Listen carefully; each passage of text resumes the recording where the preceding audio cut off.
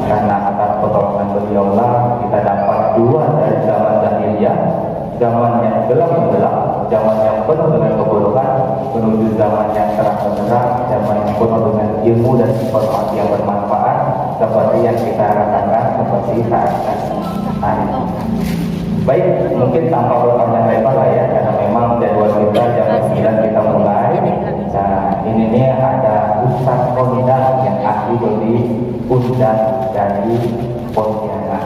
Nah, kalau agent atau jamaah-jamaah yang kemarin ikut manasik di Kota Kadal, insya Allah saya kenal dengan beliau nih. Nah ya, nah ini karena memang masih ada juga jamaah-jamaah yang baru yang kemarin dari ikut manasik di Kadal, baru diperkenalkan lagi ya. Nah, jadi narasumber kita kali ini, Ustaz yang akan mengisi manasik kita hari ini adalah Ustaz Rafli Maulana Al-Ansor. Beliau ini adalah kepala cabang AMP Kota Pontianak, sekaligus memang punya lah yang menggerakkan AMP travel ini ke Kalimantan Barat, 14 pada kota. Nah, boleh coba. Kemudian beliau ini juga memang penulis buku, kalau pernah baca Muslim Indonesia, beliau yang nulisnya ya. Nah, beliau juga ketua Muslim Indonesia. Jadi memang beliau ini masih muda, janggutnya juga panjang, masih hitam ya Pak ya. Kalau bapak-bapak ini kan boleh putih ya. Nah, tapi kalau untuk ada keilmuannya, insya Allah sudah terarah dan terbaik lah di sini. Dan beliau juga sudah fokus di bidang travel ini sudah sangat lama Pak. Beliau ini sebulan mau sekali, mungkin sebulan sekali ya Ustaz ya, berangkat umroh. Jadi tahu kondisi terupdate di daerah sana dan tahu kondisi terupdate untuk keberangkatan terdekat. Nah, seperti itu. Nah, di mana informasinya, di mana manasiknya, apa saja yang harus kita pelajari, langsung saja kita serahkan kepada ahlinya, kepada Ustaz Maulana Al-Ansor, waktu dan tempat seperti itu.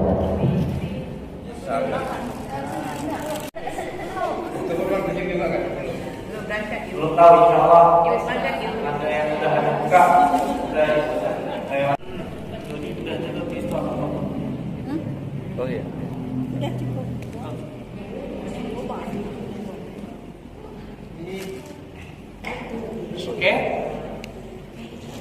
Oke, soal perlengkapan sudah, kita lanjut lagi. Jadwal makan di sana Bapak Ibu 3 kali sehari. Ba'da subuh dari jam 6 sampai jam 9 sarapan. Makan siang dari ba'da subuh kadang-kadang setengah 12 sampai jam 2 makan siang.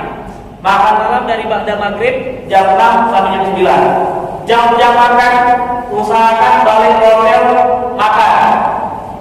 Karena makanan tidak menunggu habis, makanan hanya menunggu waktu. Biar dia masih melimpah ruang, tapi waktunya habis, pasti dikemaskan. Dia tidak nunggu bapak datang, tidak nunggu ibu datang, kita hitung. Tak ada urusan, karena dia harus siapkan makanan berikutnya.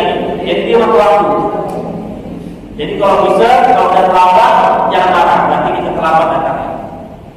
Silakan cari makan di luar, banyak makan di sana. Pengen makan nasi mati ke, biryani ke, kan? Kalau bosan boleh.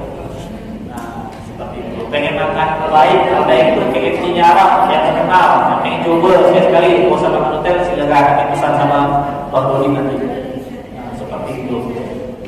Makan jam-jam makan dimakan. Bapak Ibu, nanti di pesawat dapat makan 2 kali, yang dari Kuala Lumpur ke Jeddah. Nah, dapat makan dimakan. Di pesawat free, gratis, minum puas-puas, makan puas-puas. Kalau minta teh, kita bisa ada kopi ngomongin sama Abdul. Jadi jangan sampai ada dimakan, jangan sampai nanti minum ya. Terus di hotel juga sama, makan dimakan. Insya Allah makanan kita Bapak Ibu menunya menu Indonesia. Insya Allah menunya menu Indonesia karena kita menggunakan catering orang Indonesia. Kalau ada yang tak cocok di lidah, mungkin 1 hari pernah dapat yang tawar, pernah sekali dapat yang tak ada rasanya, jangan disebut-sebut. Cukup dia diam dan istighfar saja. Kalau disebut-sebut bisa 9 hari sisanya tawar terus. Nah, mungkin hari itu yang masa lupa pas negara, mungkin ya pas hari itu lupa, mungkin pas hari itu dia habis kena mobil istrinya kan, lupa dia ngasih masak kue, lupa kasih garam, lupa kasih gula, pas hari itu pas tawarnya. Nah itu kadang-kadang ujian, jangan disebut-sebut. Nah biasanya kalau disebut sisa harinya itu tawar terus biasanya. Pengalaman saya, terutama ibu-ibu dia suka komentar kan, paling undangan komentar kan, paling acara komentar. Jadi kalau habis nikahan bukan komentarin pengantinnya, komentarin makanannya itu. Kadang-kadang seperti itu. Hati-hati itu ya, di sana kita diam saja kalau kita lapor ke Bang Dodi aja, dihubungkan. Bang kayaknya ini, nah berarti Bang Dodi akan ngomong sama tim catering kita. Tapi jangan diheboh-hebohkan, dan kadang-kadang itu ujian untuk kita. Kok orang yang makan nyamannya habis enggak? Kok cuma lidah dia tawar atau tidak ada yang salah? Seperti itu. Oke, itu soal makan. Jadi kalau bisa jam-jam makan dimakan, terutama bapak-bapak, ibu-ibu yang sudah berumur, kadang-kadang nafsu makannya tidak stabil. Kalau bisa walaupun makan tidak banyak, tetap kalau bisa masuklah. Karena di sana kita umroh ini ibadah fisik. Jadi fisiknya harus betul-betul ekstra jaga. Kalau obat-obatan, Bapak Ibu kami hanya bawa obat-obatan standar, pusing, demam, turunkan darah, seperti. Tapi ibu-ibu Bapak yang punya penyakit khusus, silakan bawa obat masing-masing. Kalau bisa vitamin C bawa kayak redoxon, nah, kayak gitu, terus impos, itu obat-obat untuk menjaga daya tahan tubuh. Tapi kalau lambungnya udah tidak kuat, jangan juga. Nah, karena vitamin C kan biasa agak keras. Vitamin C-nya. Terus ibu-ibu yang masih datang bulan, kalau bisa mulai sekarang dengan orang sekarang, kalau bisa minggu-minggu depan sudah boleh konsultasi sama dokter kandungan atau tidak, gimana mengatur pola haidnya, gimana ditahan. Kita ikhtiar saja, karena itu barang goib ya. Mau ditahan, kita keluar dia haidnya. Tapi pengalaman kita biasanya ada obatnya lah bukan untuk tahan atau merubah siklus mens kita. Karena kita dapat jadwal nih, oh kalau nih dapat jadwal bila umurnya tanggal sekian, tanggal 26 misalkan berangkat, berarti umurnya tanggal 27 atau 28. Oh ini pas masa-masa saya haid nih. Nah kan bisa gitu perempuan kan, ini jam tanggal-tanggal saya dengan bulan nih ya, gimana langsung konsultasi dokter, minta mundurkan ke atau apa, ikhtiar minum obat. Nah, kalau di Arab ada obat yang mau itu agak mahal. Kadang-kadang jemaah saya perempuan kalau minum itu langsung berhenti kan. Kata jemaah saya ya, kalau saya belum pernah minum. Nah, kadang tidak pernah keluar. Ya ibu-ibu silakan konsultasikan ke bidan atau dokter kandungan. Kalau bisa cari dokter kandungan yang perempuan yang dia paham, lebih paham nasi kita masukkan. Kalau di Pontianak ada dokter Heriani, itu aja. Dokter Heriani dokter kandungan, memang itu pegangan saya juga. Kalau ada jemaah perempuan konsultasi, saya arahkan ke dokter Heriani di Klinik Amanda Jalan Merdeka. Nah itu 1 bulan sebelum berangkat udah mulai minum obatnya, jadi hormonnya berubah dari polanya. Katanya kayak gitu, itu ikhtiarnya ya. Nah mudah-mudahan pas jadwal umurnya kita tidak haid sayang, pas umroh pas haid kan. Nah seperti itu. Oke, obat-obatan haid apa dia? Mau saya ceritakan. Pokoknya di sana kalau kurang baju, kalau kurang pakaian, tinggal dibeli saja Bapak Ibu, jangan khawatir. Kalau lebih yang sayang, kalau kurang jangan belinya di sana. Nah yang penting duitnya dijaga, dompetnya dijaga, handphone dijaga. Nah, seperti itu ngomongnya hati-hati, jangan pakai taksi sendiri, mandai-mandai keluar jangan. Kalau ada apa-apa ngomong sama ustadznya, minta antar kemana, ngomong sama ustadz sama atau sama Bang Dodi. Nah, jadi jangan kemana-mana pergi sendiri pakai taksi. Ada banyak kejadian, apalagi ibu-ibu perempuan ada laki-laki yang ikut, itu paling bahaya. Di Arab, saya bukan nakut-nakutkan tapi memang jahil, orang Arab jahil. Di sana sih kalau ada kejahatan ketahuan, dipotong tangannya. Cuma mereka kadang jahil-jahil tipis-tipis lah, susah kita tinggal dia jahil, makanya pandai-pandai jaga-jaga diri. Nah seperti itu. Di Madinah, pedagang-pedagang ini bisa bahasa Indonesia, Bapak Ibu. Dia kalau jual, dia bilang 10 rial, dia bilang 10 rial. Pakai bahasa Indonesia. Panggil ibu, syahrini dipanggil nanti. Jangan kembang telinga itu ya. Semuanya dipanggil syahrini. Bapak itu dipanggil Jokowi, dipanggil Soekarno. Nah, seperti itulah. Apa? Habibi seperti itu. Nah, ibu dipanggil Syahrini, semuanya Syahrini. Nah, seperti itu ya. Jadi kalau belanja awal, kalau bisa kalau udah nitip satu barang jangan langsung beli, coba survei ke toko sebelah dulu. Kan banyak toko tuh, kadang perbedaan harga itu super jauh tuh. Nyesal gitu biasanya, malah ada belanja beli dan punya di toko sebelahnya ada yang satu lebih murah, ada kayak gitu di sana tuh. Nah, jadi mau mati-mati lah. Tapi kalau belanja, kalau ibu udah paham ya, udah paham, jangan jadi belanjaannya. Terus selanjutnya kalau sendal, ingat masuk ke dalam masjid, masukkan ke dalam tas, jangan sampai ditinggalkan. Di sana cuaca normal di bulan-bulan September kemarin insya Allah normal, tapi subuhnya dingin. Siangnya biasanya panas. Nah, kalau bisa subuh turun tuh jangan pakai kaos-kaos yang tipis, pakai lah blazer, jaket, sweater gitu. Yang bapak-bapak subuhnya biasanya dingin. Dinginnya dingin sekali. Nah, kalau siang panas sekali seperti itu. Tapi sekarang kondisinya dalam keadaan normal, cuacanya normal. Kita 9 hari 12 hari ya, 6 hari Mekah, 6 hari Madinah. Waktu yang panjang, Bapak Ibu kalau kira-kira fisiknya agak-agak tidak nyaman badan, kira-kira fisiknya capek, jangan dipaksakan. Coba dulu istirahat dulu semalaman di hotel, bisa keluar, sholat di hotel saja, turun hanya makan air lagi. Untuk apa? Untuk jaga stamina untuk hari berikutnya. Takutnya kadang kita gabung dipaksakan, malah vlognya itu panjang, 3 hari 4 hari atau bulan misalkan capek. Nah, malah saya kadang semangat ibadah kita lupa dengan fisik kita, karena di sana kita berjalan terus. Ibadahnya semangat subuh turun tahajud. Jadi polanya Bapak Ibu, kalau saya turun ke masjid itu biasa jam 3 atau jam 4 sholat tahajud di masjid, habis itu tunggu sholat subuh, habis sholat subuh dah pulang ngaji, habis itu tunggu syuruk, habis syuruk saya baru sholat duha, baru pulang ke hotel. Pulang ke hotel ngapain? Sarapan. Habis sarapan balik ke kamar tidur sampai jam 10 jam 11. Sunnahnya Rasulullah tidur jam itu sebelum zuhur bangun. Habis itu mandi, sholat zuhur masjid. Habis sholat zuhur balik lagi ke hotel untuk makan siang. Habis makan siang balik ke kamar istirahat, balik asar turun lagi ke masjid. Nah, kadang saya dari asar maghrib bisa balik-balik di masjid. Ngaji zikir di masjid dari asar maghrib isya balik. Nah, isya balik makan malam balik ke kamar tidur. Subuh besok gitu lagi. Itu polanya biasanya. Jadi jangan sampai tak balik-balik kalian termakan tak apa kan. Nah, seperti itu. Jadi itu polanya Bapak Ibu, kalau bisa dijaga ritme makannya juga. Di sana sih insya Allah kita biasanya berat badan naik. Kenapa? Karena makannya teratur. Pada kayak ini di Sintang kan, makan siang jam 3 tidak, makan malam jam 9, sarapan kadang-kadang ada. Nanti makan siang tiba-tiba diajak kawan awal 12, makan malamnya pun sore, kadang-kadang teratur di sana makan teratur terus. Nah, seperti itu. Terus kadang-kadang 3 hari pertama mata kita masih mata Indonesia. Kenapa mata Indonesia? Di sana masih jam 8, habis sholat isya, di Indonesia udah jam 12 malam.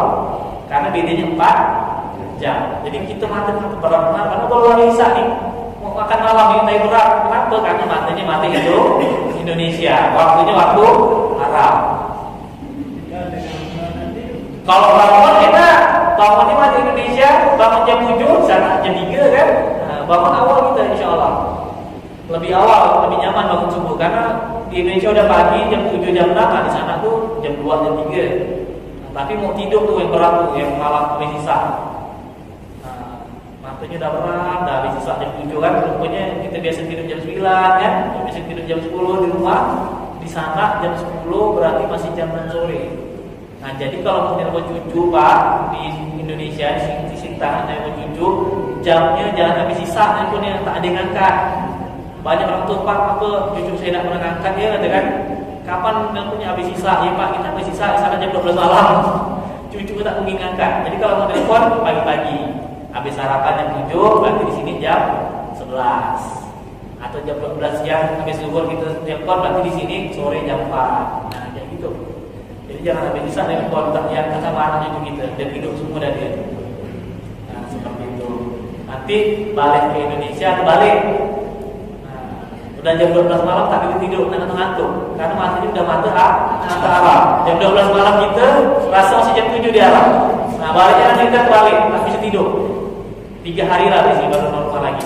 Nah, balik di matanya ke mata Indonesia. Biasa kayak gitu. Perubahan waktunya, perubahan cuacanya, Bapak Ibu mau diperhatikan seperti itu ya, pola-polanya. Nah, insya Allah itu dulu dari saya Bapak Ibu teorinya. Yang penting nanti karena ibadah umroh ini tidak ada ibadah doa-doa yang mewajibkan, hanya sunnah saja. Jadi jangan terlalu dibebani, jangan terlalu menjadi beban.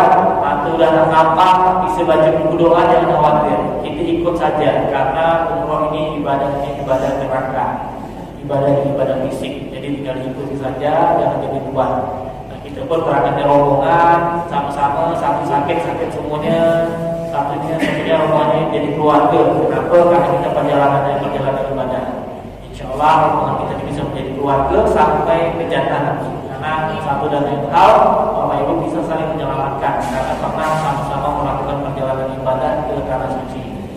Mungkin itu dari saya Bapak Ibu. Setelah ini kita Bapak keluar ke teras, kita pakai ihram di luar, jangan di sini Pak, karena kain itu banyak putih-putih itu, karena mau dicuci kan, yang mau dicuci itu bahayanya. Kita tinggalkan ini, bulu-bulu diangkat, kasihan tugas masjidnya. Jadi kita pakai ihramnya di luar, ibu-ibu silakan diserah dulu, ngobrol-ngobrol dulu, makan-makan dulu Pak, ada masih yang makan, bawa kita keluar, kita belajar pakai ihram Pak keluar. Oke, terima kasih, itu dulu dari saya. Kita ketemu di luar. Assalamualaikum warahmatullahi wabarakatuh.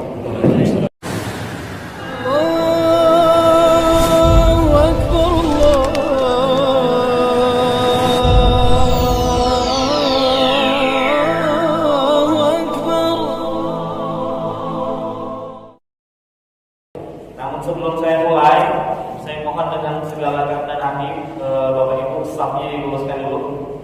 Stafnya diluruskan. Dan setelah diluruskan, Bapak stafnya menghadap ke kanan, Nah, ke sana. Ibu-ibu juga menghadap ke kanan. Angkat di depan kanan, angkat di depan Bapak kita, angkat di depan Bapak kita. Anak kita ada, seperti itu. Dipijit biar peredaran darahnya lancar. Kasih pijitan yang terbaik. Udah, sekarang balik kanan, gantian, balik kanan. Balik kanan. Bahunya, tulang belakangnya, tulang pinggangnya, lehernya sedikit lah. Oke, biar semakin akrab. Ini larangan ketika masuk ihram. Jadi ketika sudah berniat, labbaik Allahumma umrah. Nah, dari niat di pesawat itu sampai selesai umrohnya ini tidak boleh dikerjakan. Tidak boleh dikerjakan. Jadi hati-hati kalau cuci tangan, jangan pakai sabun, air saja. Hati-hati kalau ada tisu basah, minyak angin, minyak kayu putih dan lain-lain itu disingkirkan dulu. Yang beraroma disingkirkan. Ibu-ibu ya, terutama ibu-ibu yang ganti baju nanti itu jangan sampai pakai parfum lagi. Kalau bajunya sudah berbau wangi tidak masalah, karena itu dipakai sebelum berihram. Kalau setelah berihram dilarang menyemprot kembali parfumnya. Seperti itu ya. Ini larangan ketika masuk ihram. Nah, nanti Bapak Ibu setelah mendarat di Jeddah, nanti kita akan naik bis menuju ke kota Mekah.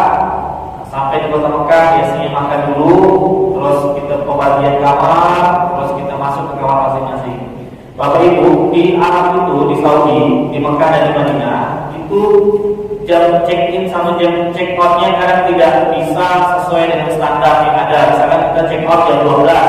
Nah, biasanya tamu-tamunya check-out-nya baru jam 12 atau jam 1. Setelah itu mereka kemas-kemas dulu.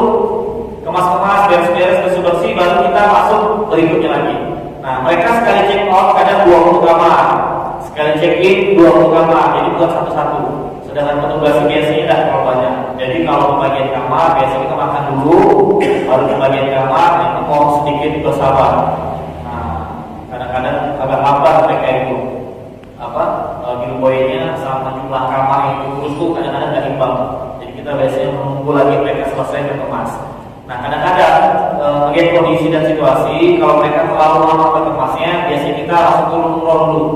Nah, selesai umroh, kadang-kadang baru kita bisa masuk kamar. Daripada kita nunggu lama-lama sambil menjaga ikram kan, jaga ikram ini tuh Pak susah-susah gampang.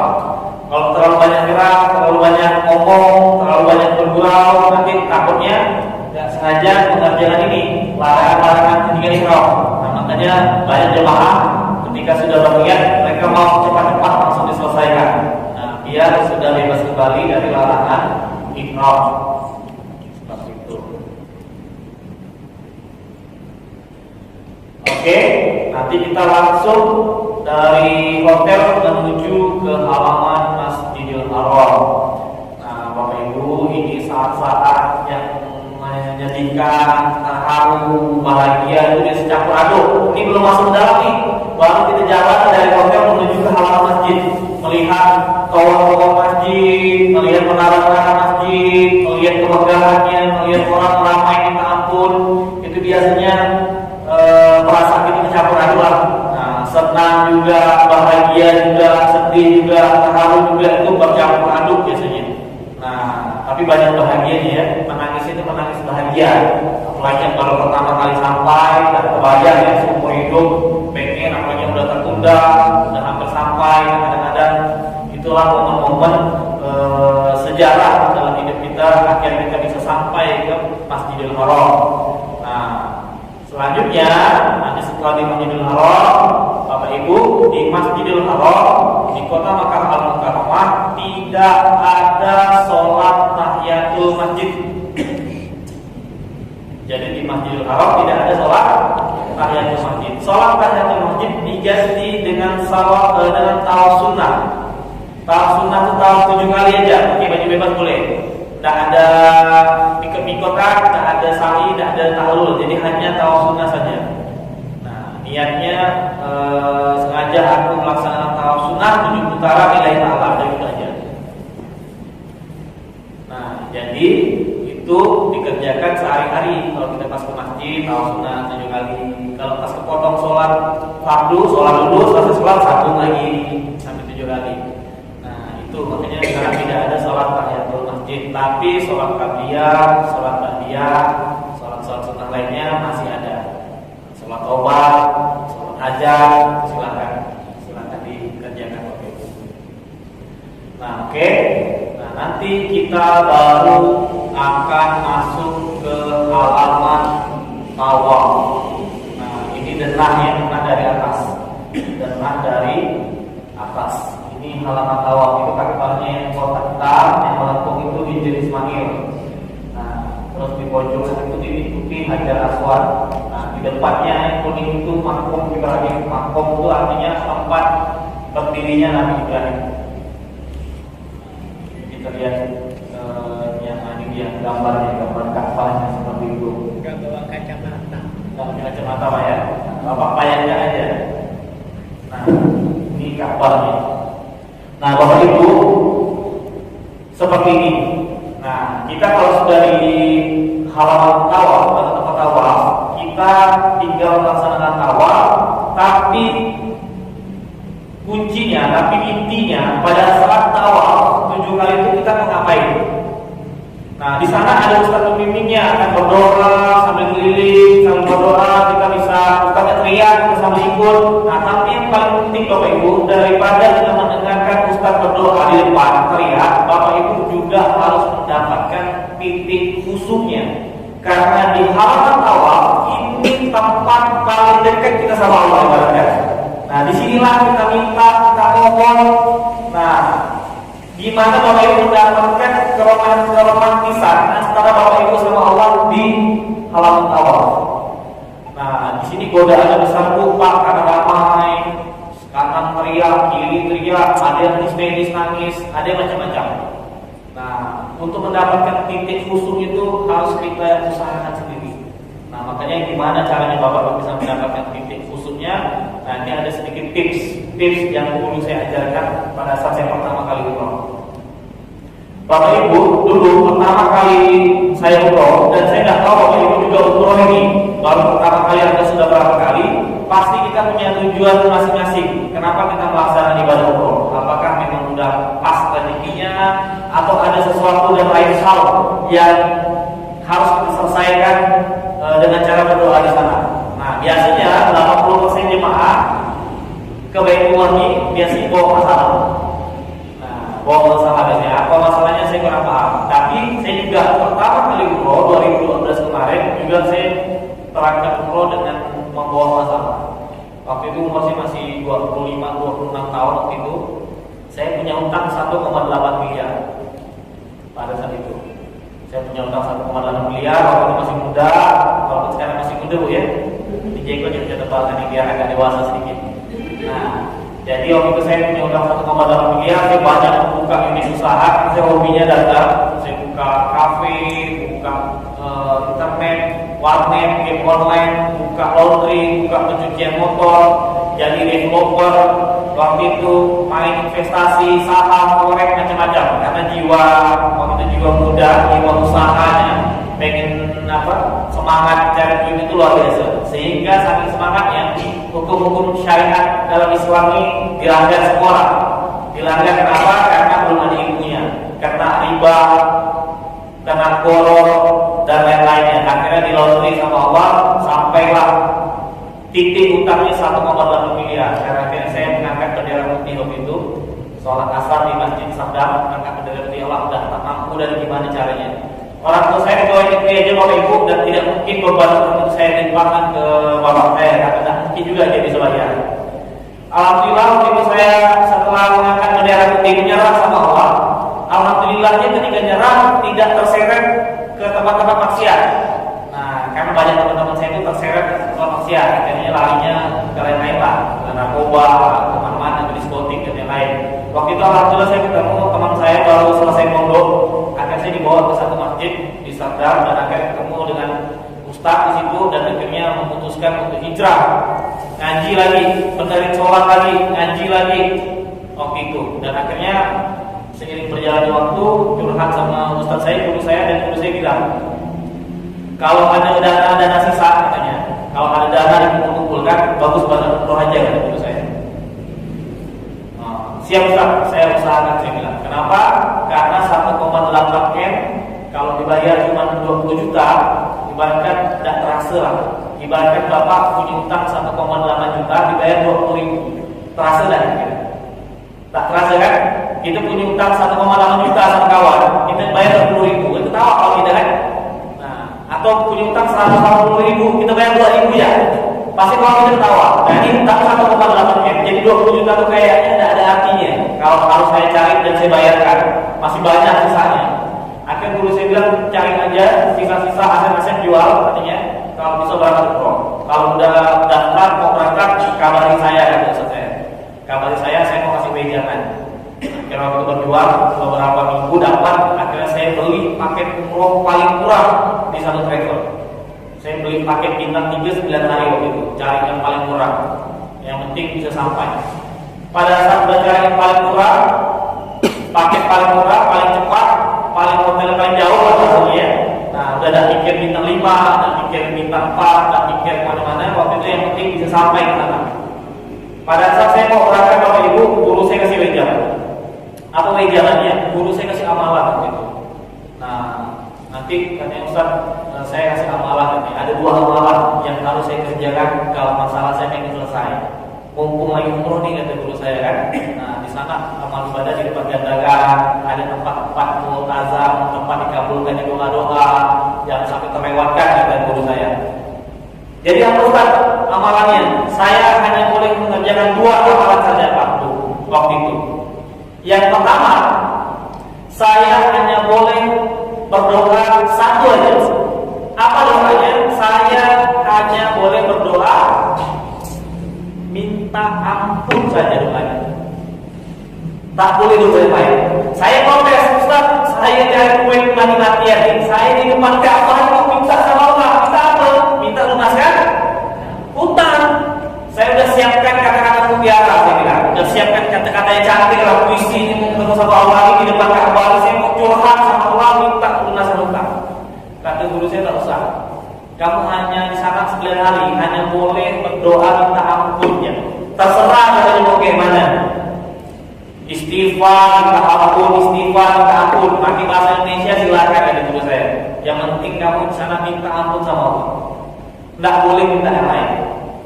Nah, karena tadi ini baru ngaji, jadi nurut jadi sambil nawang lunas sama guru saya kan.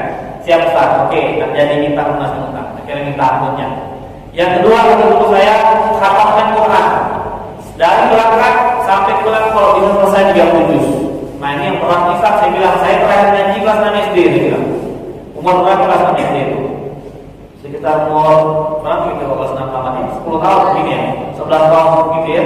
Nah ini umur 25 udah 10 tahun, 12, 13 tahun kemudian saya disuruh ngaji, suruh ngatakan Quran. Waktu itu SMP dah ada ngaji, SMA apalagi dan sebagainya. Nah akhirnya disuruh ngatakan Quran. Bismillah, alhamdulillah. Waktu itu saya juga mendapatkan keajaiban ketika terbang dari Supadio menuju Jakarta, saya dapat 1 juz. Itu nangis saya di pesawat. Ternyata Allah mudahkan. Pikir saya ini saya bakalan kebakar-bakar, lupa hurufnya, bakalan susah ngajinya. Ternyata Allah mudahkan. Padahal di zaman saya SD dulu TPA tak pernah 1 hari 1 juz saya katakan. Tak pernah. Ini 1 jam setengah di pesawat saya bisa dapat 1 juz. Akhirnya semangat ngajinya. Di bandara ngaji, sampai ke Mekah ngaji, sampai Madinah ngaji, ngejar 1 hari harus 3 sampai 4 juz. Biar saya bisa hatam pada saat pulang. Dan alhamdulillah Allah kabulkan, Allah izinkan saya dapat hatam pada saat pulang dari Madinah menuju Jeddah gitu. Nah, bisa ngatakan sampai surah An-Nas terakhir. Dan akhirnya minta ampun, terus sampai pulang aja minta ampun, istighfar minta ampun. Pada saat pulang umroh, nah nanti ada tipsnya minta ampun seperti apa untuk awal. Terus saya dengan ajarnya juga. Nah, tapi yang paling penting Bapak Ibu, pada saat saya pulang umroh, saya lapor sama guru saya, Ustaz, saya sudah kerjakan nih, apalagi yang harus saya kerjakan? Ustaz saya hanya pesan, kerja aja seperti kau di sana adanya. Waktu lagi umroh tuh, ibadahnya semangat kan, sebelum aja udah ke masjid, nah, rajin ngajinya, nah, sering-sering istighfar. Di dunia nih, di hari-hari kerja aja seperti itu katanya. Sholatnya di awal waktu, sebelum aja udah ke masjid, banyak-banyak istighfar, ngaji walaupun tak 1 hari 3 juz, dapat 1 hari setengah juz, 1 juz, alhamdulillah. Yang penting kebiasaan di sana terus dikerjakan pada saat pulang. Itu baru dapat predikat mabrur katanya. Kalau kita pulang-pulang balik ke kegiatan asal kita, berarti umur kita tidak mabrur. Haji itu kalau balik-balik kayak biasa aja, tidak ada perubahan seperti di sana, berarti tidak mabrur. Tanda-tanda umroh dan haji yang mabrur, tanda-tanda paling gampangnya kebiasaan di sana ikut ke kampung halaman kita. Seperti itu. Tanda haji yang mabrur, umroh yang mabrur. Oke Ustaz, saya bilang, saya kerjakan terus. Di sana saya lihat kalau toko di Madinah, kalau azan berkumandang tutup tokonya. Semuanya pergi sholat. Akhirnya saya punya usaha, punya bisnis di Pontianak, azan berkumandang tutup. Semua karyawan saya suruh sholat. Yang laki-laki sholat di masjid, perempuan sholat di kantor, tutup dulu. Kalau ada transaksi jangan terima dulu pada saat azan. Kalau ada yang mau bayar nanti dulu, sholat dulu. Ada orang mau beli ini, mau beli itu, suruh nanti habis sholat datang lagi. Nah, saya coba terapkan suasana di Madinah itu di kantor saya waktu itu. Dan alhamdulillah Bapak Ibu atas izin Allah 5 bulan saja. Waktu dari saya pulang umroh, 5 bulan kemudian 1,8 miliar lunas. Pak Bu, kalau dipikir pakai akal sehat, itu tak masuk akal. Gimana ceritanya saya pedagang waktu itu bisa duit itu saya membunuh untuk melunaskan utang-utang itu. Tapi Allah izinkan bisa. Kuncinya minta ampun. Akhirnya saya semangat, kawan-kawan mau berangkat umroh, saya ceritakan dan sebagainya. Ada teman saya 8 tahun dan punya anak, kerja di bank, istrinya, suaminya kerja pegawai, istrinya berhenti, ikut saya ngasih makan anak yatim, mengangkat anak yatim, dan macam-macam dan punya anak. Akhirnya saya waktu itu bilang mau umroh. Akhirnya ceritakan begitu amalan saya. Nah, saya coba cerita ke kawan saya bilang di sana suami istri berangkat jangan minta anak, saya bilang, tapi minta ampun. Dan jadi ustaz kita gitu. Gak balik umroh kan? Akhirnya saya ceritakan, kawan saya kerjakan. Alhamdulillah pulang-pulang umroh hanya 2-3 bulan langsung isi dan akhirnya kembali lagi perempuan. dan masih banyak lagi cerita-cerita. Saya 11 tahun terus umroh ini, saya coba terus lakukan ini, saya coba ceritakan ini biar jemaah saya bisa dapat arah dan tujuan di sana, dan alhamdulillah banyak keajaiban-keajaiban yang mereka dapatkan ketika pulang umroh. Bu, Pak, Allah sudah janji semua apa-apa yang kita pakai untuk ibadah umroh dan haji itu pasti diganti. Ini yang janji Allah, pasti diganti. Cuma kita tidak tahu Allah gantinya pakai apa. Apakah duit berupa duit, apakah berupa anak yang soleh, apakah berupa nanti di akhirat baru diganti sama Allah, kita tidak pernah tahu. Nah, yang pasti itu sudah janjinya Allah. Apa-apa yang dipakai pasti diganti. Saya juga pernah manasik haji tahun 2000 sebelum Covid, 2019 terakhir haji untuk tahun 2020 dan Covid. 2019 haji furoda, saya manasik di Makassar. Saya ngobrol-ngobrol sama satu, ada abang-abang masih muda juga, dia berangkat suami istri haji furoda. Waktu itu biayanya 270 juta berapa gitu satu orang haji furoda yang langsung berangkat. Berdua dia waktu itu suami istrinya berangkat haji furoda. Dia kerja kayak kontraktor gitulah, di pelabuhan, di Makassar dan sebagainya. Akhirnya ketika dia haji, pulang haji, saya ceritakan kan pengalaman saya, cerita utang lunas macam-macam lah, amalan-amalan saya ceritakan. Akhirnya dia berangkat haji, pulang haji 7 hari kemudian dia dapat proyek dengan kontraknya nominal rupiah yang sama dengan dia berangkat haji, koma-komanya sama semua. Nah, dia 270 juta sekian karena pakai dolar bayarnya, dan dia dapat kontrak dengan nominal yang sama. Berarti saya bilang abangnya dapat ganti dari Allah berupa uang langsung cash setelah bulan haji, balik duitnya. Nah, dapat proyek dengan nilai nominal yang sama. Nah, itu yang nampak di mata kita. Kita tidak tahu Allah balas dengan hal yang tidak nampak di mata kita, Bapak Ibu. Nah, yang pasti kuncinya Bapak Ibu boleh setuju, boleh tidak.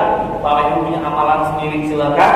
Bapak Ibu punya ustaz yang memberikan wejangan-wejangan silakan. Tapi saran saya Bapak Ibu, untuk yang pertama kali umroh, untuk yang tidak tahu bila kapan lagi bisa berangkat umroh, mungkin ini umroh pertama dan umroh terakhir, Bapak Ibu saran saya di sana banyak-banyak minta ampun saja. Masalah nanti apa hajat dan keinginannya, insya Allah pulang ke Indonesia, pulang ke kampung halaman, apa yang Bapak Ibu mau, apa yang Bapak Ibu minta, insya Allah akan kabulkan. Karena kenapa? Karena kata guru saya, kita pulang sudah dalam keadaan bersih. Contohnya kita minum kopi, gelas kopi kita ini kotor, banyak ampas di gelas kopi. Kita bawa ke ibu kita, di gelas kotor ini, kita minta aja, Bu, buatkan teh, Bu, buatkan jus, Bu, buatkan susu. Tapi kita tunjukkan ke ibu kita ini gelas kotor. Apa kata ibu kita? Kira-kira pasti disuruh cuci dulu gelasnya kan? Cuci dulu, bersihkan dulu.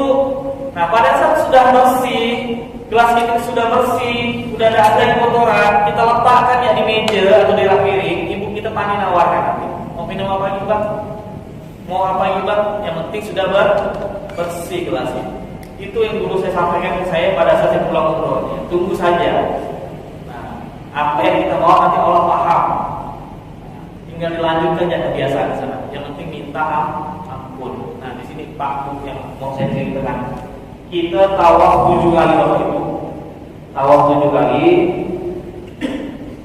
Nah, ini Ka'bah dari atas Bapak Ibu. Nanti di ujung sini ada Hajar Aswad. Tahu Hajar Aswad itu ya, Pak ya? Batu hitam yang ada cincin merahnya besar. Itu di pojokan. Disinilah tempat kita memulai tawaf. Setelah batu ini nanti ada pintu Ka'bah. Di sini pintu Ka'bah. Di depan ini ada kayak sangkar gunung dari emas, itu makom Ibrahim. Di dalamnya itu ada telapak kaki Nabi Ibrahim. Nah, di dalam sangkar emas ini. Habis itu nanti ada setengah lingkaran ini rumput apa? Hijri Ismail. Di sini tempat rumahnya Nabi Ismail, tempat neneknya Nabi Ismail di dalam sini setengah lingkaran. Nah, setelah lingkaran ini masih area Ka'bah. Habis itu di sini terus, nah, di pojok ini nanti ada seperti kain Ka'bah yang terbuka. Nah, nampak ini Ka'bah. Nah, dari kain yang terbuka ini sampai Hajar Aswad, dinding ini namanya rumput Yamani. Karena dinding ini menghadap negara Yaman, makanya disebut rukun Yamani. Nah, di sini disinilah kita memulai awal. Bapak Ibu pada saat nanti sudah di halaman Ka'bah, Bapak Ibu sebelah kiri melihat batu hijau Ismail, sebelah kanan nanti melihat lampu kuning warna hijau. Nah itulah batas, tidak ada garisnya, tapi inilah batas start atau batas memulai kita tawaf. Kita melangkah sambil mengangkat tangan kanan dan menghadap ke arah Ka'bah, lalu mengucap Bismillahirrahmanirrahim, Allahu Akbar, lalu juga dikecup. Dikecup ini sama seperti kita mengecup Hajar Aswad, karena sekarang sudah tidak mungkin, kata Rasulullah, nanti di akhir zaman sudah tidak mungkin mengecup Hajar Aswad langsung. Kalau dulu zaman Rasulullah bisa satu antri kecup jalan, kalau sekarang sudah tidak memungkinkan, sangat padat, apalagi kemarin Covid di pagar di area Ka'bah. Nah, ibu-ibu pada saat mengangkat tangan, jangan sampai tangannya keluar dari kerudungnya jatuh ke bawah, kebuka, itu siap-siap bayar fidyah. Nah, sebaiknya ibu-ibu tetap mengangkat tangannya di dalam kerudung saja. Bismillahirrahmanirrahim, dikecup sambil jalan. Bapak Bismillahirrahmanirrahim, dikecup. Kalau bapak nanti pakai kain ihram, tangan kanannya terbuka. Jadi pakai kain ihramnya seperti selendang. Sininya terbuka kelihatan. Makanya bulunya dicukur Pak. Seperti nanti angkat-angkat pingsan semua kan sebelah kanan kita. Di sini Pak, Bismillahirrahmanirrahim, satu jalan. Terus putar 7 kali sampai sini rukun yamani. Bismillahirrahmanirrahim, tidak dikecup. Di rukun yamani tidak dikecup. Di rukun yamani biasanya orang berdoa Rabbana atina fid dunya hasanah wa fil akhirati hasanah wa qina adzabannar. Bisa disambung lagi, wa atasirna jannatan arafah ya aziz ya ghafar ya rabbal alamin. Kalau sudah hafal, semua manusia di sini baca doa itu, tinggal ikutkan saja. Orang teriak tapi baca doa itu, Rabbana atina fid dunya hasanah, kita tinggal ikut saja. Nah, nanti di putaran sini lagi, putaran kedua, angkat tangan lagi, Bismillahirrahmanirrahim, dikecup lagi, jalan lagi. Terus putar sampai di sini, Bismillahirrahmanirrahim, tidak dikecup, lalu doa lagi, Rabbana atina fid dunya hasanah wa fil akhirati hasanah wa qina adzabannar. Sampai di Hajar Aswad lagi, angkat tangan lagi, Bismillahirrahmanirrahim, berarti putaran ke-3. Terus ke-4. Terus ke-5, terus ke-6, terus ke-7, sampai ke-7 semuanya nanti akan tepi, semuanya akan berdiri di depan Ka'bah sini, di depan pintu Ka'bah, kita melaksanakan sholat sunnah ba'da tawaf namanya. Nah, sebelum itu saya mau kasih Bapak Ibu tips gimana caranya tawafnya biar khusyuk, biar kita bisa ngomong, berkomunikasi antara kita sama Allah. Bukan kita di tubuh kita ini ada 7 anggota atau 7 organ tubuh yang akan bersaksi nanti di hadapan Allah. Nah, 7 anggota tubuh inilah kita tawaf sambil kita minta ampun. Kata guru saya tadi kan kita harus banyak-banyak minta ampun. Jadi putaran pertama kita ngomong mata dulu yang paling atas. Jadi waktu tawaf Bismillahirrahmanirrahim, kita minta ampun, ya Allah, ampunkan dosa mataku ya Allah. Sebutkanlah waktu di dunia kita pakai untuk ini. Ya Allah, mudah-mudahan Allah ampunkan dosa-dosa mataku dan mudah-mudahan pulang umroh nanti mataku ini jauh lebih baik, lebih gampang baca Quran, lebih gampang melihat yang baik-baik. Ya Allah, tutup mataku ketika ada keburukan-keburukan orang lain. Minta tutup, jangan malah mencari keburukan orang dari mata kita nih. Minta ampun sama Allah, dosa mata kita. Jadi ngomong pertama ngomong mata terus minta ampun sama Allah, diulang-ulang. Sampai sini Bismillahirrahmanirrahim tidak dikecup, baru kita Rabbana atina fid dunya hasanah. Putaran kedua, angkat tangan lagi, Bismillahirrahmanirrahim, dari mata terus ke telinga. Minta ampun telinga, ya Allah, telinga itu banyak dengar omongan orang. Inilah pintu masuknya surga bergibah ya Allah, dari telinga nih. Minta sama ya Allah, mudah-mudahan Allah ampunkan dosa telinga ya Allah, dan mudah-mudahan pulang nanti telinga ini jauh lebih baik, lebih gampang dengan orang sosial, lebih gampang dengan mulut Al-Quran. Kalau ada dan mulai buka gibah dalam tutup telinga ya Allah, jangan malah makin kuat ini. Waktu kita tahu telinga. 1, minta ampun mata, 2 minta ampun telinga, 3 minta ampun hidup. Hidup di Bapak Ibu dimensi syukur. Ya Allah, ampunkan dosa-dosa hidupku ya Allah. Mungkin selama ini kurang bersyukur, udah dapat nafas gratis, dapat udara gratis, tapi aku selalu minta apa yang belum punya. Lupa bersyukur apa yang sudah kita punya. Minta ampunkan dosa hidup. Kalau punya penyakit hidup, sinusitis, asma dan sebagainya, Allah mudah-mudahan penyakit hidup ini semuanya Engkau angkat semuanya. Seperti itu. 1 mata, 2 telinga, 3 hidung, 4 mulut. Nah, ini mulut juga bisa diremas-remas emang Bu, terutama ibu-ibu tadi. Nah, di neraka nanti Bapak Ibu di akhirat yang masuk neraka itu 80% dosa ini. Dosa mulut, dosa lidah kita. Nah, di sinilah kita Allah setahu-tahu meminta ampun ya Allah, ampunkan dosa mulutku ya Allah. Mungkin pernah berkata kasar, pernah mencaci, maki, mungkin banyak hati-hati orang tersakiti gara-gara mulutku ya Allah. Ya Allah, mudah-mudahan kalau umroh nanti mulut ini jauh lebih baik, lebih gampang zikir, lebih gampang beristighfar, lebih gampang kasih nasihat-nasihat yang baik, biar ngomongnya yang baik-baik ya Allah, biar yang keluarnya hanya doa yang baik-baik, omongan yang positif ya Allah. Mudah-mudahan pulang-pulang umroh mulut ini jauh lebih baik, ngomong mulut terus. 1 mata, 2 telinga, 3 hidung, 4 mulut, 5 tangan. Ya Allah, pegang tangannya, ampunilah dosa tanganku ya Allah. Mudah-mudahan mungkin selama ini tanganku ini pernah ngambil hak orang lain, pernah mukul, pernah gak sengaja curi, mungkin dulu di hidup pernah curi, pernah geratil, pernah ngambil yang bukan hakku ya Allah. Mudah-mudahan pulang-pulang ini tanganku ini jauh lebih baik, lebih ringan infak, ringan sedekah, ringan wakaf, ringan zakat. Minta ampunnya dosa tangan. 6. 1 mata, 2 telinga, 3 hidung, 4 mulut, 5 tangan, 6 kaki. Ya Allah, ampunkan dosa kaki ya Allah. Mungkin selama hidup pernah melangkah ke tempat maksiat, pernah menyakiti orang, pernah dulu orang tidak tolong kaki di belakang langkahnya. Mudah-mudahan pulang-pulang di kaki ini jauh lebih baik, gampang melangkah ke masjid, gampang melangkah ke majelis ilmu. Kalau ada orang susah cepat tolong ya Allah. Minta ampun dosa kaki. Yang ada stroke digosok-gosok dan stroke hilang, mungkin diabetes hilang, mungkin apa-apa yang penyakit di kaki ini bisa Allah sembuhkan. Dan yang terakhir, 1 mata, 2 telinga, 3 hidung, 4 mulut, 5 tangan, 6 kaki. Yang terakhir dosa hati. Ya Allah, ampunkan ya Allah penyakit hatiku ya Allah. Selama ini susah melihat orang lain susah, senang melihat orang lain. Kembali ya. Ya Allah, selama ini Allah aku susah melihat orang lain senang, senang ya Allah melihat orang lain susah. Mudah-mudahan pulang-pulang umroh di hati jauh lebih baik. Susah melihat orang lain susah, senang melihat orang lain senang. Tetangga beli mobil, kita masuk mobil ambulan. Tetangga naik jabatan, kita naik darat. Nah, jangan sampai seperti itu. Orang lain bahagia, kita harus ikut bahagia. Orang lain susah, kita harus juga merasakan susah.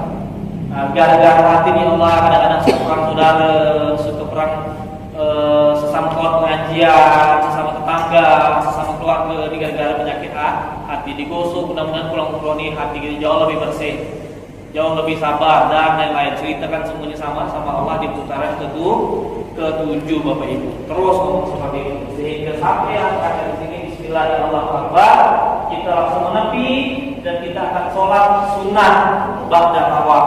Ini sholat sunnah. Nah Bapak Ibu, setelah kita sholat sunnah ba'da tawaf, kita akan menunggu kawan-kawan yang belum selesai dan sebagainya. Baru kita disunahkan minum air zam-zam, baru kita melanjutkan untuk sa'i. Nah, waktu tawaf nih Bapak Ibu ada adab-adabnya. Waktu tawaf di Ka'bah harus selalu ke arah Ka'bah. Kalau mau memandang kanan kiri, tidak boleh terlalu lepas ke Ka'bah. Sampai putar balik. Harus selalu ke arah Ka'bah. Makanya sebaiknya hanya kepala aja yang mandang. Kalau sampai bahu lepas dari Ka'bah digerakkan, kita harus mundur lagi 3 langkah. Balik dahulu kita ke arah Ka'bah, baru lanjut lagi. Jadi jangan sampai bahu ini lepas dari Ka'bah. Ingat Pak ya Bu ya, bahu kiri ini harus ke arah Ka'bah luas, bukan kota kecil, luas kotanya. Kalau kita sampai lepas dari Ka'bah, berarti kita putar badan terlalu jauh, hampir separuh badan. Nah kalau kita hanya putar sedikit kanan kiri ini tidak masalah karena Ka'bah luas. besar. Tapi kalau sampai putar balik badannya gini, udah pasti keluar dari Ka'bah. Itu yang pertama. Kalau sampai kita cari istri kita terlalu jauh, bau kiri ini keluar dari Ka'bah, kita harus tengok berapa langkah tadi kita keluar. Kita harus mundur lagi sebentar, baru majulah. Tadi walaupun susah karena orang pasti ramai kalau pas jam-jam ramai. Makanya sebaiknya pandangan ke depan saja. Selanjutnya kalau tawaf batal gimana wudhunya? Kalau wudhunya batal, cepat-cepat menepi. Sebaiknya bekal botol spray. Karena Bapak Ibu tidak mungkin mau keluar dari masjid ambil wudhu masuk ke dalam lagi, itu tidak mungkin. Karena masjidnya besar, baru pertama kali datang ke Masjidil Haram, tidak tahu mana pintu keluarnya, tidak tahu mana tempat wudhunya. Sebaiknya menggunakan botol spray. Kalau lupa, cari galon-galon zam-zam, wudhu pakai zam-zam, pakai gelas di tepi-tepi. Biasanya di depan galon zam-zam itu ada air kecil gitu. Kita jangan jauh-jauh dari situ, biar basahnya di situ aja. Nanti ada petugas yang bersihkan. Nah, biasanya tawaf jarang ada yang batal. Tapi kalau harus batal, kita menepi, cepat wudhu, lanjut lagi. Gimana lanjutnya sendiri-sendiri? Pasti udah bisa dengan rombongan. Rombongan tidak mungkin menunggu kita selesai wudhu. Dia jalan terus. Kalau mau menepi, sebaiknya lapor sama ustadznya atau sama kawannya. Ya, aku batal wudhu ini, mau menepi dulu. Nanti waktu udah sampai, biar ustadz tunggu. Jadi jangan sampai kita langsung hilang sendiri. Kalau bisa kasih tahu kawan rombongan kita. Nah, kita nyambung lagi di mana tempat kita batal, di situ kita nyambung lagi. Jangan khawatir, nanti setelah 7 kali putaran, semuanya akan nunggu di depan pintu Ka'bah. Di depan di belakang ya, bukan di depan sini. Belakang kiri apa? Di saf belakang. Nunggunya di situ. Orang bakal ramai sholat di sini nanti. Karena tidak mungkin kita sholat di tengah-tengah sini karena orang tak awam. Nah, kita sholat di luar, di lingkaran awam. Di bawah sini, di depan Ka'bah. Nah, kita pasti nunggu di situ. Kadang kita hitung dulu, udah lengkap baru kita lanjut sa'i. Kalau belum lengkap kita cari dulu nanti kawan-kawan yang terlambat. Nah, itu penting, makanya waktu tawaf kalau bisa sebelum turun ke masjid di hotel kencing dulu, duduk dulu, tenang-tenang. Nah, kalau masih kebelet kencing dulu, jangan sampai ke masjid baru kencing karena WC jauh dan kita baru pertama kali datang ke situ belum tahu di mana WC ini pasti. Ini kita tawaf. Nah, kalau Bapak Ibu di Mekah ada namanya multazam. Multazam itu antara Hajar Aswad sama pintu Ka'bah. Yang area di bunda itu multazam. Itu area dikabulkannya doa-doa. Jadi kalau bisa setiap habis sholat, sebelum pulang ke hotel, kalau bisa kita berdiri dulu di depan multazam di berdoa sebentar. Karena di sini tempat istijabah, diijabahnya doa-doa. Insya Allah doanya tidak tertolak di multazam. Nah, ini kok di Mekah nih ada multazam, tempat dikabulkannya doa-doa mustajab untuk berdoa. Saya kalau sholat juga biasanya cari safnya di depan pintu Ka'bah. Nah, walaupun lantai 3, lantai 4, lantai 2, tetap kita kalau bisa berhenti di depan pintu Ka'bah. Nah, itu area multazam. Selanjutnya, Bapak Ibu, kita langsung masuk ke sa'i. Nah, ini namanya daerah sa'i. Sa'i itu kita berjalan dari Bukit Safa ke Bukit Marwah. Sa'i ini Bapak Ibu pada saat Siti Hajar, istrinya Nabi Ibrahim, mencari air untuk Nabi Ismail. Jadi bolak-balik dari Sabang ke Marwah bukit ya, di bukit bolak-balik sampai ada riwayat mengatakan 70 kali, ada riwayat yang mengatakan 700 kali bolak-balik. Dengan kondisi panas, berdengkang, batu-batuan, gunung-gunung, bukit-bukit terjal. Sekarang udah nyaman di AC, udah di marmer seperti itu, dan kita hanya 7 kali bolak-balik. Nah, Bapak Ibu ngitung ya, ngitung 7 kalinya tidak sama kayak tawaf. Kalau tawaf 1 kali lingkaran, hitung 1. Kalau sa'i dari Safa ke Marwah itu 1.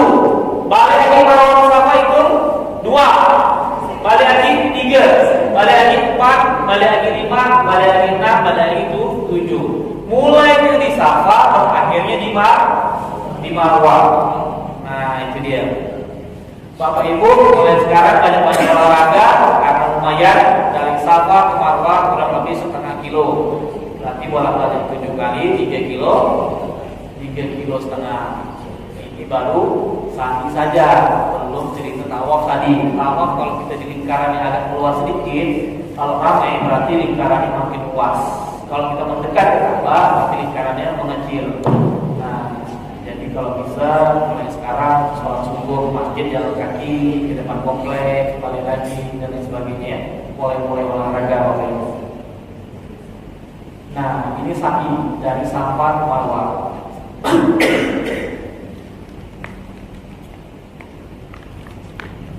Sa'i juga sama Bapak Ibu. Pertama boleh kita sambil berzikir, minta ampun, balik lagi ke dua sama tadi mata, telinga, hidung, mulut, tangan, kaki. Itu sambil berzikir, sambil minta ampun, sambil ngitung sebenarnya. Nah, jadi ngitungnya jangan pakai karet. Ada orang bilang pakai karet 7 kali, karet yang dari kiri pindah ke kanan. Nanti ada karet putus, lupa dia berapa. Ada yang hitung pakai dalam hati. Suami bilang tuh udah 5 ya, istri bilang bang 3 pak, 5 tuh 3 berkali sambil tawaf. Nah, jadi kalau bisa sambil berzikir, sambil minta ampun, nah sambil tadi dalam hati kita masing-masing beristighfar, minta ampun, organ tubuh masing-masing. Nah ini Bapak Ibu di tempat sa'i, nanti di sa'i itu ada area yang ada lampu hijau yang diaspal namanya area hijau, itu namanya area berlari. Jadi bapak-bapak disarankan sekarang lari-lari sedikit pada area lampu hijau. Nah, ada area lampu hijau di sini sedikit di dekat Safa. Nah, nanti kita berlari sedikit sampai ke istighfar. Kalau ibu-ibu bukan berlari, ibu-ibu disarankan jalan-jalan lebih cepat. Kalau sa'i wudunya batal, boleh lanjut. Kalau tawaf wudu batal, harus wudu lagi. Kalau sa'i ini misalnya terhentuk misalkan, boleh lanjut, dan mesti berwudu. Karena sa'i tidak dalam keadaan suci, tidak apa-apa. Dan enaknya di sa'i, di tengahnya itu, di batasnya itu banyak galon-galon zam-zam. Kalau mau wudu lagi, gampang. Nah, sa'i kalau capek boleh dulu, nanti lanjut lagi. Nah, boleh. Tapi biasanya udah saking semangatnya, biasanya lupa duduk biasanya. Lanjut sampai selesai.